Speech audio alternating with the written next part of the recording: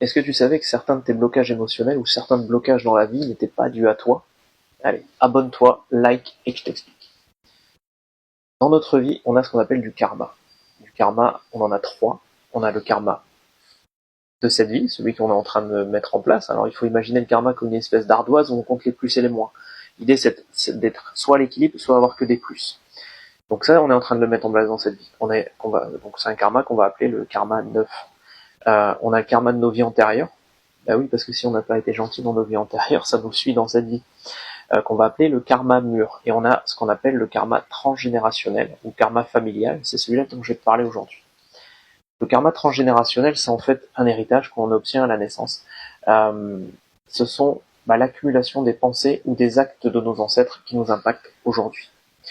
Souvent, il se présente comme un schéma répétitif dans une famille. Par exemple, celui qu'on voit régulièrement, c'est le grand-père battait sa femme, le papa battait la maman, et moi-même, je me fais battre ou je bats. C'est possible également.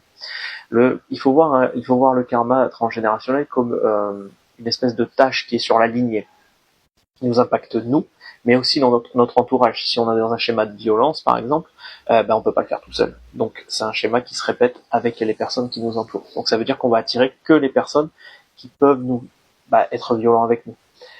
Souvent, quand c'est du schéma répétitif, peu importe ce qu'il est, c'est souvent lié à du karma. Donc ça peut être des schémas répétitifs, comme j'ai dit, de violence, d'abus, de problèmes pour trouver un travail, etc., etc. Soit en soins chamaniques, pour identifier ces schémas répétitifs et valider qu'il s'agit bien de karma, on va voir un être qui s'appelle le maître de karma. Alors c'est une espèce de guide sans vraiment en être un, on en a tous un attribué, et c'est la personne qui va gérer tous nos karmas, y compris notre chemin de vie. Donc en gros, je me connecte à lui, je vais le voir, et je lui demande si le problème rencontré est bien karmique ou non. Là, il me dit si c'est une vie antérieure ou si c'est transgénérationnel. Des fois, ça peut être les deux aussi.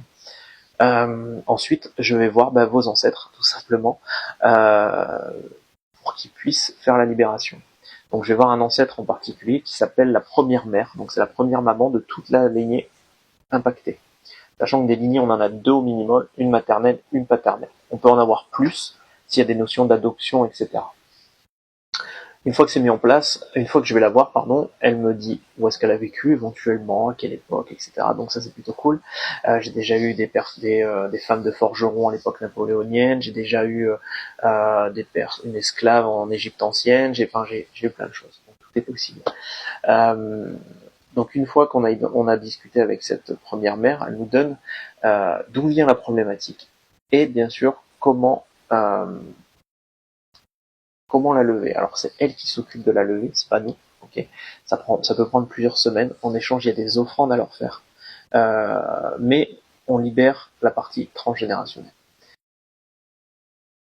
Donc vous aussi, si vous ressentez ou vivez des schémas répétitifs familiaux qui vous empêchent d'avancer, peut-être que le soin chamanique est fait pour vous. Donc n'hésitez pas à me contacter. À bientôt.